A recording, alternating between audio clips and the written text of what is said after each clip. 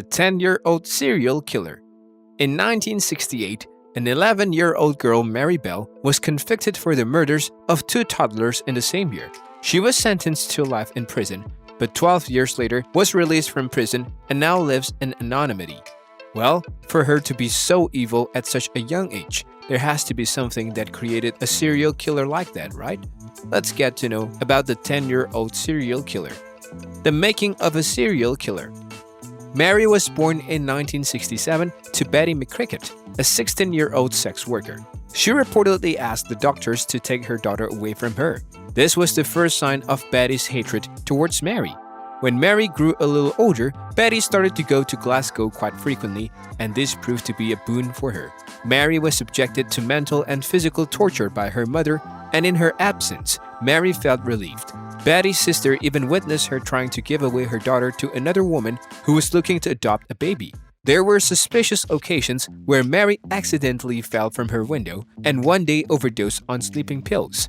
Things got worse when, according to Mary, her mother forced her for sex work since she was just 5. Mary eventually became very violent and manipulative as years went by. By the time she was 10, she started showing strange behavior and mostly preferred being alone. The murders. The initial signs began on May 11, 1968, when a 3-year-old boy who was playing with Mary suddenly fell from an air raid shelter and was badly injured. It was ruled out as an accident. 3 mothers even went to the police to report that Mary had tried to strangle their toddlers. Mary was given a warning and nothing else was done. On May 25th, 2 local boys in Scotswood, England, were playing in an abandoned house when they saw the body of a little boy. They rushed to inform other people around. The corpse was of Martin Brown, a 4-year-old who was strangled to death by Mary Bell.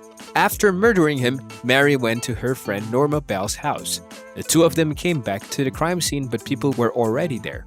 Police found a bottle of painkillers near the body and assumed that the boy had overdosed. After some day, Mary went to Martin's mother and asked if she could see him. His grieving mother calmly replied that Martin was dead, to which Mary said that she knew but she wanted to see him in his coffin.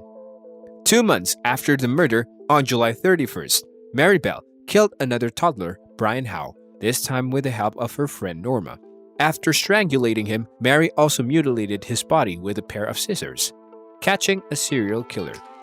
Police received a disturbing coroner's report where it stated after Brian's blood cooled down, the letter M was found on his torso, which the killer had cut with a razor blade.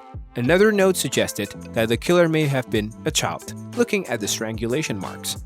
Police started interviewing kids from the locality and immediately grew suspicions of Mary and Norma. Mary was evasive in her answers, and in a second round of interrogation, she made up a story of how he saw a boy hitting Brian that day and that the boy had a pair of scissors in his hand. The scissors clue was something that the police had not revealed yet to the public. After a lot of questioning, both the girls blamed the other for the murder. The girls were charged and sent to trial. The trial and aftermath.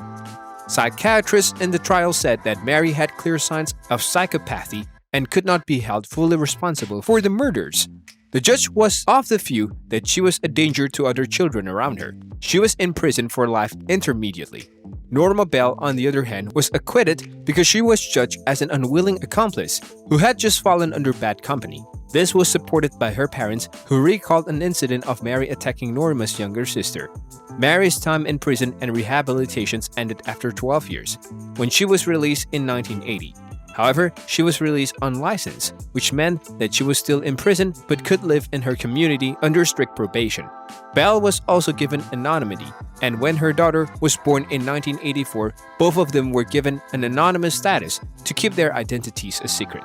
This was done to help them carry on with their lives without being attacked by journalists. Till today, they are still protected by the British government and live in a secret address. What are your views about the same? Drop them in the comments below. Thank you for watching.